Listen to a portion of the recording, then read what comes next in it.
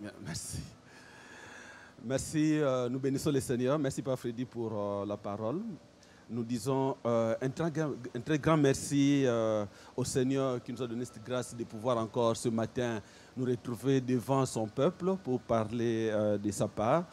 Nous voulons aussi de manière particulière remercier notre papa Pana et maman Lisette, qui ce matin nous ont fait encore confiance pour nous permettre de pouvoir monter sur cette chaire.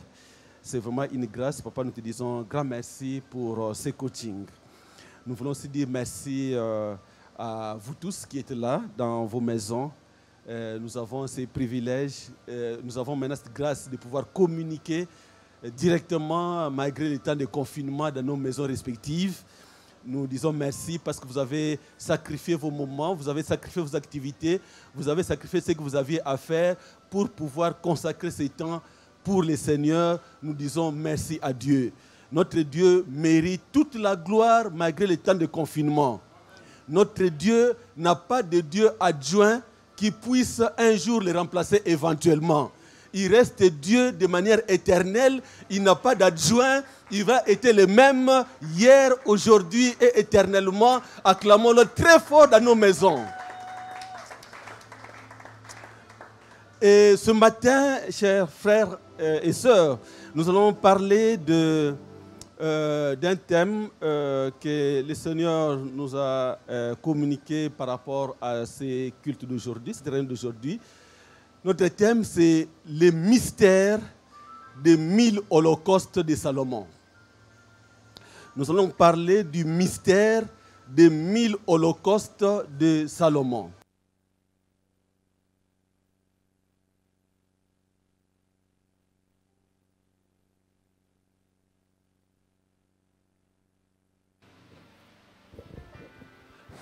C'est ça donc notre thème de ce matin, le mystère des 1000 holocaustes de Salomon.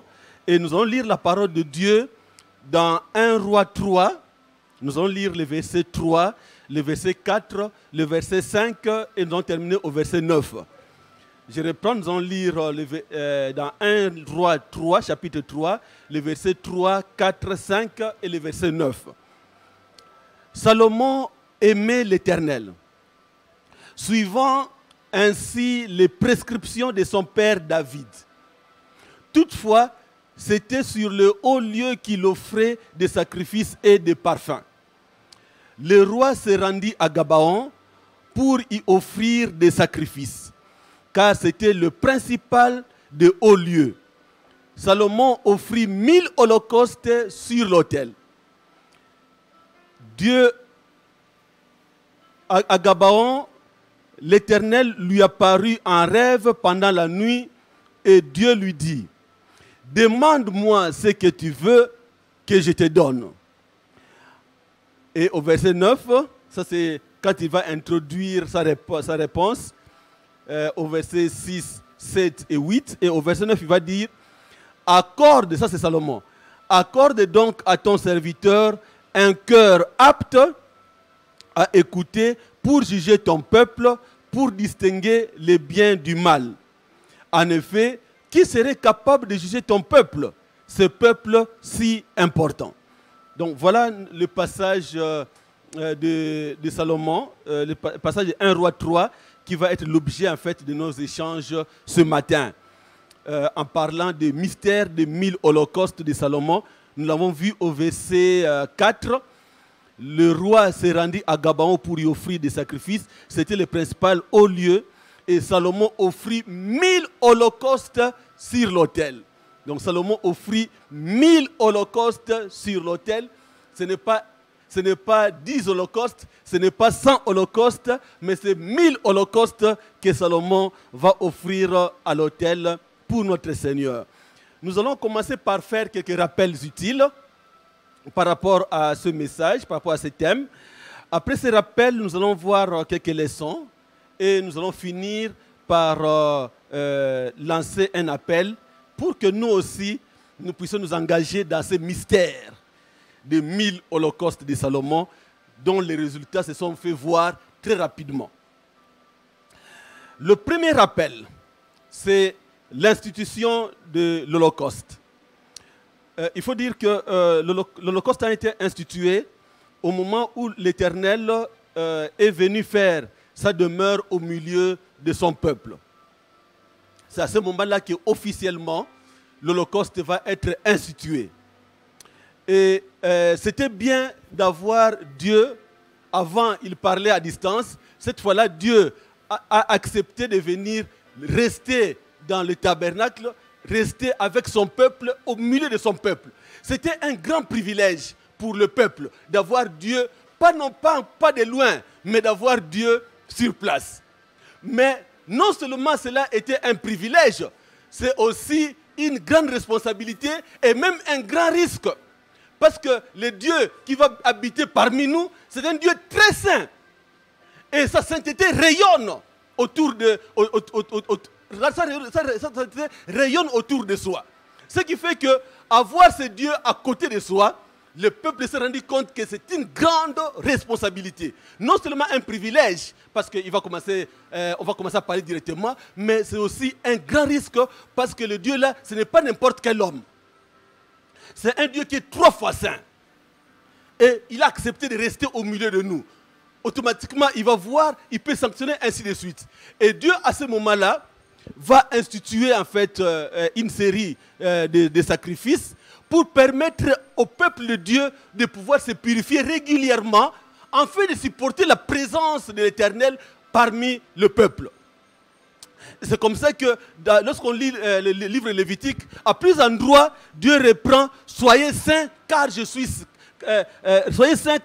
saint ». Donc c'est important d'être saint parce que le Seigneur est au milieu d'eux. Alléluia. Et c'est aussi important pour nous, mes chers frères, comme le Seigneur a accepté de venir rester en nous, de vivre en nous, nous devrons faire montre de la vie de sanctification parce que notre Dieu est saint. Et à ce moment-là, Dieu va instituer une série de sacrifices. Lorsqu'on lit le livre lévitique, nous avons 5 sacrifices que le Seigneur va évoquer. Dans le premier livre de Lévitique, il va parler de l'Holocauste, qui correspond en fait à une consécration totale à notre Seigneur. Dans le deuxième chapitre de Lévitique, il va parler de l'oblation, qui est en fait la consécration des sacrificateurs. Dans Lévitique 3, il va parler des sacrifices d'action de grâce, qui est en fait une reconnaissance. Et au chapitre 4, il va parler de sacrifice pour les péchés, qui correspond à l'expiation. Et au dernier chapitre, chapitre 5, il va parler de sacrifice de réparation. En fait, tout ça, c'est pour montrer une série de choses que le peuple de Dieu doit faire pour se sanctifier régulièrement, afin de pouvoir supporter, afin de pouvoir être en harmonie avec la présence d'un Seigneur qui est très saint au milieu de soi. Et une deuxième chose, c'est la particularité de l'Holocauste. L'Holocauste, c'est le premier qui a été évoqué, c'est dans les Lévitique 1. Mais l'Holocauste a la particularité de ce qu'elle prend pratiquement un peu tous les autres. C'est-à-dire que ce n'est pas possible que je puisse me consacrer complètement au Seigneur à travers l'Holocauste et ne pas réaliser la nature du péché de l'homme. Automatiquement, quand je me consacre, je réalise la nature des pécheurs de l'homme et je suis appelé aussi en même temps à faire l'expiation, ainsi de suite, pour me consacrer complètement. Donc l'Holocauste couvre un peu tout le reste. Et c'est le seul sacrifice pour lequel, quand on faisait les sacrifices, tout était complètement consumé. Tout, rien n'est resté, à part juste la peau qui restait. Mais tout était complètement consumé pour montrer une consécration totale à notre Seigneur. Et c'est là justement que Dieu aussi nous appelle, mes chers frères. Quand nous avons reçu Jésus-Christ, nous sommes consacrés complètement. Et non seulement une simple consécration, de pouvoir venir à l'église, de pouvoir chanter, de pouvoir faire ceci et cela, mais nous devons réaliser la sainteté de notre Seigneur Jésus-Christ, à tel point que la consécration doit s'accompagner de l'expiation, ça doit s'accompagner de la réparation, ça doit s'accompagner de tout et tout pour que nous puissions être en harmonie avec notre Seigneur. Il est 3 fois saint et quand nous approchons de lui, nous devons apprendre à nous sanctifier. Et il y avait beaucoup d'exigences en termes de l'Holocauste. Je nous fais grâce de cela. Un autre rappel important, c'est Salomon. Salomon a eu le privilège de devenir roi déjà à l'âge de 20 ans. Donc, Salomon devient roi. Et juste au moment de son intronisation, après cela, il va aller à Gabaon pour pouvoir offrir au Seigneur. Il n'y avait pas encore le temple à ce moment-là. David avait voulu construire, mais Dieu a dit, c'est ton fils qui va construire. Il n'y avait pas le temple, donc il est allé pour pouvoir adorer. Mais ce qui est intéressant, c'est qu'il y est parti et il a sacrifié 1000 holocaustes. Je me dis, mais Salomon, pourquoi tu n'as pas sacrifié 10? Pourquoi tu n'as pas sacrifié 100? Comment tu es parti de sacrifier 1000? Où est-ce que tu as vu ça avant pour pouvoir sacrifier? Ça signifie que quand 1000 bœufs doivent passer par ici, vous pouvez imaginer le temps que ça va prendre pour que ces 1000 bœufs passent. Ça quitte Jérusalem pour amener à Gabaon et c'est là que le sacrifice va se faire. Vous voyez quel degré cet homme avait. Et ce qui est intéressant que j'ai découvert au verset 3, c'est qu'on dit Salomon est le seul homme de l'Ancien Testament dont il est dit qu'il aima l'Éternel. Lui, il avait vraiment de son cœur aimé l'Éternel. Ce qui fait que pour lui, sacrifier 1000 là, ce n'était pas un problème. Les 1000 holocaustes dans notre message, effectivement, fait allusion à ces sacrifices que Salomon a fait quand il a accédé à la royauté. Mais on sent dans ces 1000 une dimension élevée des données. C'est-à-dire, on donne, ce qu'on dit à Lingala, azo pesa mais azo talate. Donc, il donne vraiment. Pourquoi? Parce qu'il a aimé l'Éternel. Et ça correspond à tout ce qui est pour nous donner avec sacrifice. Quand nous donnons avec sacrifice, ça correspond à ces, entre guillemets, 1000 holocaustes. Quand nous donnons avec sacrifice, toutes les fois que nous allons les faire, ça correspond à ces 1000 holocaustes. Et la bénédiction des 1000 holocaustes va aussi nous accompagner toutes les fois que nous les ferons. Lorsque on lit l'histoire de Marc 12, 43, je nous épargne de pouvoir lire ça, on voit l'histoire de la pauvre veuve. Jésus-Christ est venu à l'église, il a vu des gens qui donnaient des offrandes, il y avait des riches qui donnaient, ainsi de suite. Et à un moment donné, une pauvre veuve s'est levée, il avait juste deux petites pièces. Ces deux petites pièces équivalaient à au quart d'un sou. Donc très petit. Donc c'est sûr qu'elle avait donné le moins que ce que tout le monde avait donné. Mais c'était très petit, il est venu, la femme est venue, elle a donné, et Jésus-Christ a dit que cette pauvre veuve a donné plus que eux tous. C'est pour dire justement qu'on n'a pas seulement besoin d'avoir 1000 pour les faire, 1000 holocaustes, mais ce que tu donnes avec sacrifice équivaut justement aux 1000 holocaustes. Que Dieu nous aide à comprendre ces choses pour que nous puissions réaliser un autre niveau de bénédiction. Quelles sont les leçons que nous en tirons? La première, c'est juste dire que le donner est un principe de base pour la vie. Donc, donner, c'est un principe de base pour la vie. Dieu s'est arrangé pour que tout le monde puisse avoir quelque chose à donner. La vie elle-même est un don. Et pour que Dieu nous oblige à donner, il a fait en sorte que tout le monde, partout, puisse en même temps posséder et puisse en même temps manquer. Partout. Quel que soit l'argent que tu as, quelle que soit la position que tu as, Dieu a fait en sorte que tout le monde puisse posséder et que tout le monde puisse manquer. Donc, même la personne qui a le plus, mais il manque quelque chose. Même la personne qui n'a pas, en réalité, a quelque chose. Et ça, c'est pour nous pousser, en fait, à pouvoir donner. Donc, nous sommes appelés à pouvoir donner parce que régulièrement, tel que nous sommes là, tout le monde a à un moment donné quelque chose, à un moment donné, il manque quelque chose. Alors, il faut que Dieu a institué cela pour que nous puissions apprendre les uns et les autres à donner mutuellement. On le voit par exemple dans nos villages. Dans nos villages, quand tu vas visiter une famille, la famille doit faire un effort de pouvoir te donner ne fût-ce qu'un petit rien quand tu quittes. Et généralement, la famille fait un effort de te donner ce que tu veux manquer. Si tu viens de la ville, on te donne un peu d'arachide. Mais la personne qui vient de la ville, quand il part au village, il n'amène pas d'arachide. La personne qui va au village amène plutôt de l'huile, amène plutôt de les sels, amène plutôt le pétrole, ainsi de suite. Parce qu'il sait qu'il faut un équilibre entre les posséder, l'avoir, et le manque. Il faut qu'il y ait un équilibre. Ce qui fait qu'il y a tout cet équilibre-là. Et il y a un proverbe dans nos villages qui dit que, ça se dit jamais en langue, donc quand on te donne un poulet, quand tu passes quelque part et qu'on te donne un poulet, il faut bien regarder la taille de la cuisse du poulet qu'on t'a donné.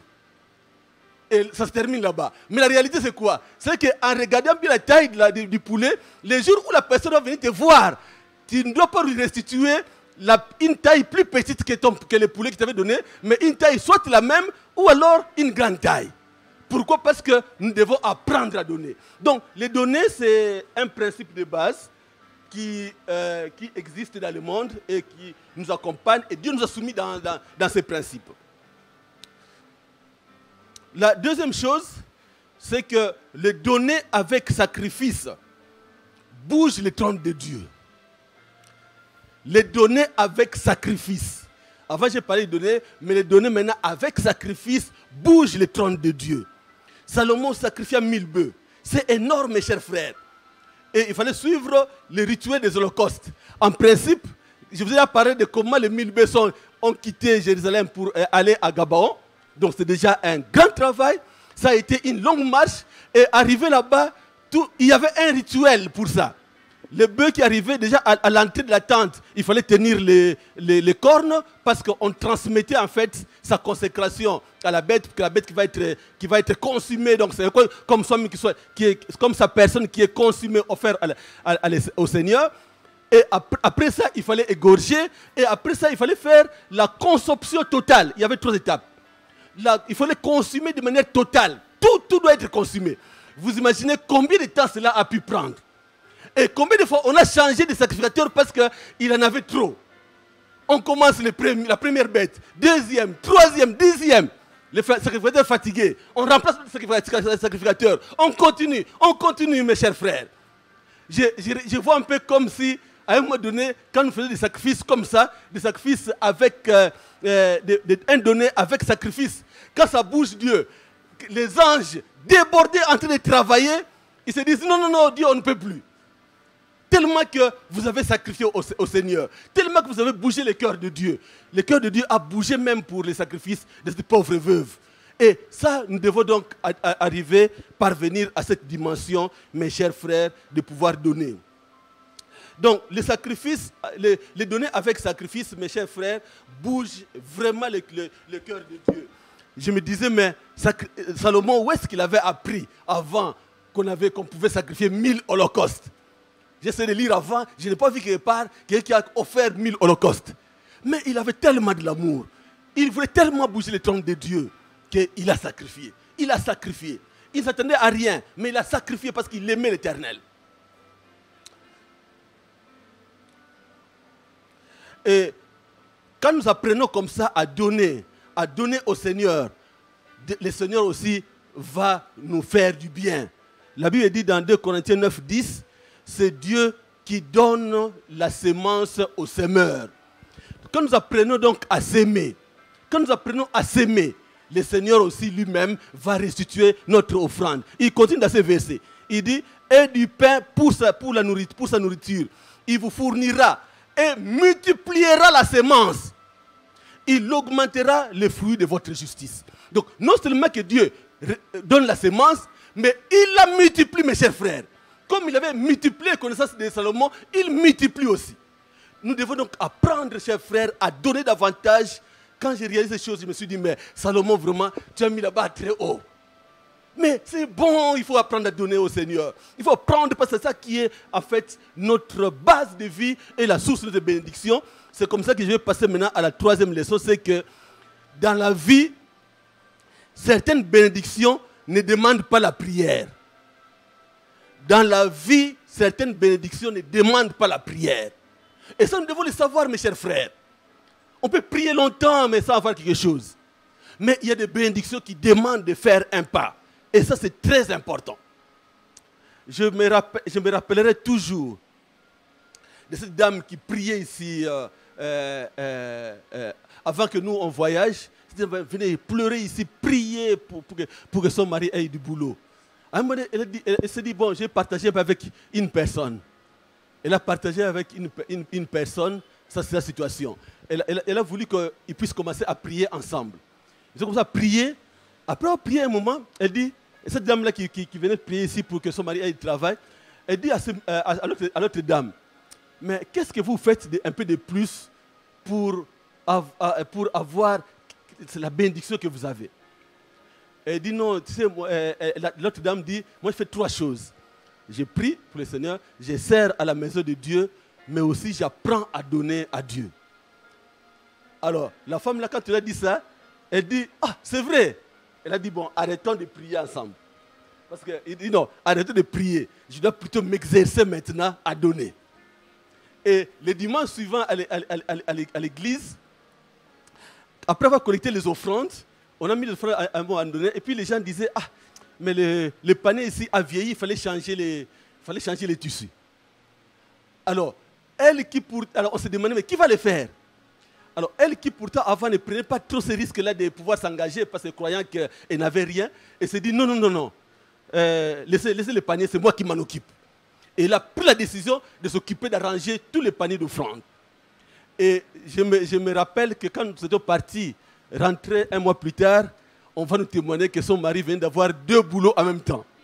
Et son mari me demandait même, qu'est-ce que je vais faire de ces 2 boulots? Tu penses que je peux laisser celui-ci pour prendre l'autre comment? Et j'ai dit, oh, notre Dieu ne trompe pas. Alléluia. Notre Dieu ne trompe pas. Quand on apprend à donner avec sacrifice, non, notre Dieu ne trompe pas, mes chers frères. Alors, vous allez voir dans le même passage, lorsque vous lisez, que Dieu a donné le cœur intelligent et sage à Salomon et des connaissances multipliées, pas à cause de la prière, pas parce qu'il était fils de David, mais parce qu'il a donné 1000 holocaustes. Et Dieu lui a donné un cœur sage et intelligent.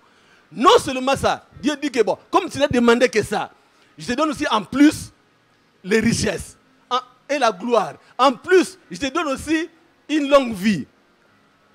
Donc Dieu a donné ces choses-là parce que Salomon s'est engagé, a fait ce sacrifice de 1000 holocaustes. Mais une parenthèse dans les dons que Dieu a fait. Au verset 14 du même passage de 1 Roi 3, Dieu dit que je vais te donner aussi une longue vie, mais à condition de marcher dans mes voies. Donc, nous avons vu qu'il y a des bénédictions qu'on peut donner par la prière, parce qu'on est enfant de Dieu, par la prière, par les dons. Mais Dieu ajoute que pour ce qui est de longue vie, il faut respecter mes préceptes. Marche selon mes voies. Donc, pour qu'on vive longtemps, ce n'est pas un problème peut-être de la prière, ce n'est pas non plus un problème des dons, mais plutôt savoir suivre les instructions de notre Seigneur. C'est comme ça, par exemple, dans Éphésiens 6 au verset 2, on dit « Honore ton père et ta mère ». C'est le premier commandement avec une promesse, afin que tu sois heureux et que tu vives longtemps sur la terre. Donc, vivre longtemps sur la terre, on nous montre clairement ici qu'il faut respecter ton père et ta mère. Et ça, c'est le premier commandement. Et Dieu dit qu'il faut marcher dans mes voies. Et c'est très important. Nous devons donc apprendre, malgré la société qui est là, malgré la société qui nous influence, mais notre père et notre mère demeurent sacrés parce qu'il y a une promesse qui est attachée au respect du père et de la mère pour que nous puissions vivre longtemps. Donc là, nous venons de voir en fait que dans la vie, certaines bénédictions ne demandent pas la prière. Et je voudrais passer à la suivante. C'est que la stratégie de donner n'échoue pas. La stratégie de donner n'échoue jamais. La stratégie de donner n'échoue jamais. Dieu a donné une sagesse extraordinaire à Salomon. Même la reine de Saba a quitté l'Afrique pour aller voir la sagesse que Salomon avait. Salomon a écrit des livres très sages de la Bible, les Proverbes, les livres de Proverbes, les livres d'Ecclésiaste. Il y a même d'autres livres aussi, mais qui n'ont pas été repris dans la version que nous utilisons, notamment le livre de sagesse, ainsi de suite. Donc, il y a, Salomon a eu une très grande sagesse. Pourquoi? Parce que la stratégie des données n'échoue jamais. Lorsqu'on lit le livre de Luc au verset 38, la Bible dit ceci: donnez et il vous sera donné. On versera dans votre sein une bonne mesure, serrée, secouée et qui déborde. C'est-à-dire que lorsqu'on apprend à donner, quand Dieu nous donne, la mesure qu'on utilise est d'abord serrée. D'abord, c'est une bonne mesure. Ce n'est pas une mesure triquée comme on le voit parfois à la cité. Une bonne mesure. Si on a besoin d'un litre, c'est 1 litre.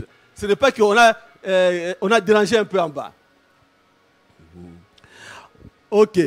Donc, c'est une bonne mesure qu'on donne, mais cette mesure est d'abord serrée. On serre suffisamment la bénédiction qu'on doit te rendre. Et puis, elle est secouée pour être sûr que la bénédiction est bien entrée. Et non seulement c'est secoué, mais aussi ça déborde. Alléluia.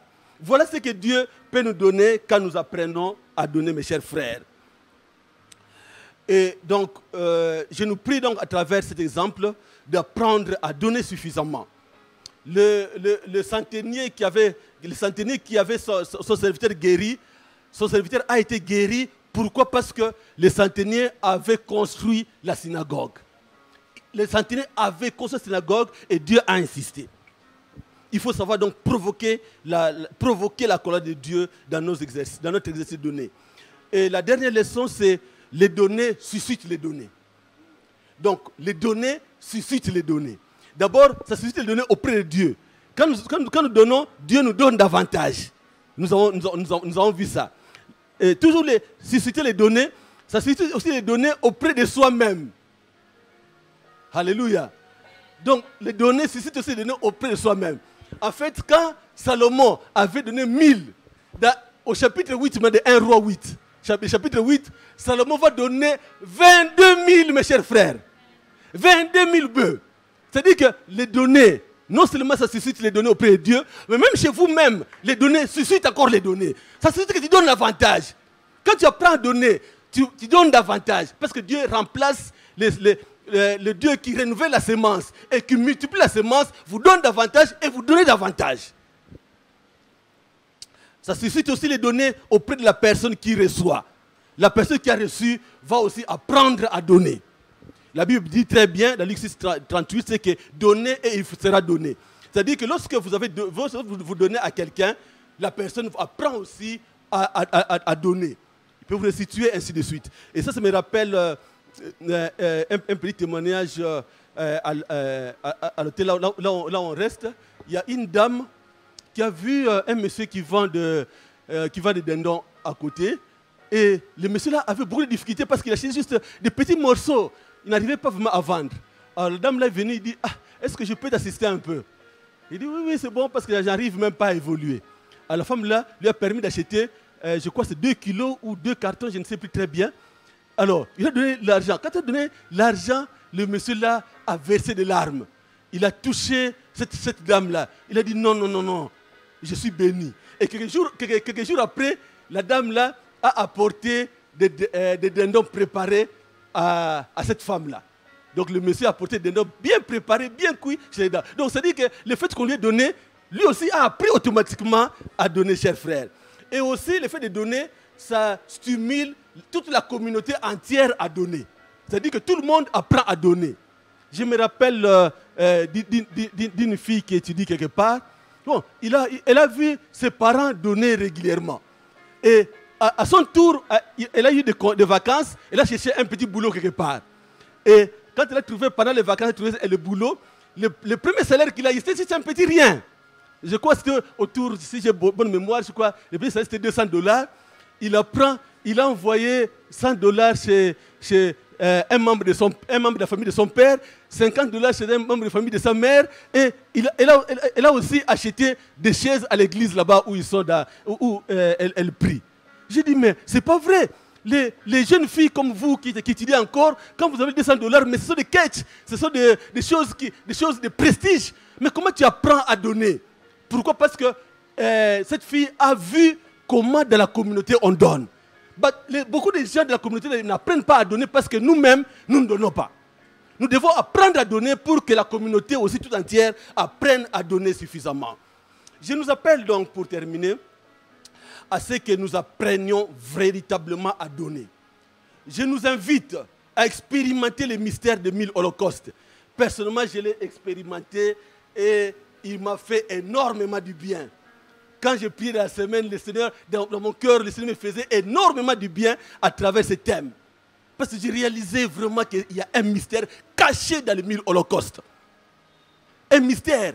Et à ce moment-là, quelqu'un va m'appeler pendant que je prépare le message. Une personne, c'était juste un petit geste qu'on avait fait. La personne m'a appelé, il me dit non, que le Seigneur te bénisse. Que le Seigneur, il me répète le verset là, que le Dieu qui donne la sémence au semeur puisse te donner davantage la sémence et qu'il puisse davantage la multiplier. J'ai dit, oh Seigneur, tu es merveilleux. Je suis déjà comblé, Seigneur, à cause de ta parole. La parole est véritable. Les données n'échouent jamais. La stratégie des données n'échoue jamais, mon frère. La stratégie des données n'échoue pas. Nous devons vraiment prendre les risques. Ça ne demande pas qu'on ait beaucoup d'argent. La veuve de Sarepta n'avait que juste du pain et de la farine qui lui restait. Mais elle a donné d'abord aux serviteurs de Dieu. Et vous savez que grâce à ces sacrifices, elle a pu nourrir non seulement elle-même, non seulement son fils, non seulement les prophètes, mais même toute sa famille. La Bible dit toute sa famille a été nourrie à cause des petits pains qu'il avait donnés aux prophètes. Apprenons à donner, mes chers frères. Le petit qui a nourri la foule de 5000 personnes dans le désert, quand Jésus-Christ a enseigné, ce n'est pas une grande personne, ce n'est pas un ministre, de la Santé, ce n'est pas un ministre ou un président de la République. C'est un petit garçon qui avait juste deux poissons et 5 pains. Il n'avait que cela. Mais comme il a appris à donner, cela a nourri 5000 hommes, sans compter les femmes et sans compter les enfants. Mes chers frères, risquons. Apprenons à donner. Apprenons à avancer. Nous prions de ce bien, mais montons d'un degré. Montons un peu plus. Apprenons d'autres dimensions. Des dimensions qui bousculent la bénédiction de Dieu. Les dimensions de 1000 holocaustes de notre vie. Nous sommes tous en mesure de pouvoir les faire. Là où nous sommes, petit enfant, grand monsieur, nous sommes en mesure de pouvoir expérimenter le mystère des 1000 holocaustes. Que Dieu bénisse l'église de Jamaïque, afin que nous puissions davantage vivre le mystère des 1000 holocaustes. Merci beaucoup.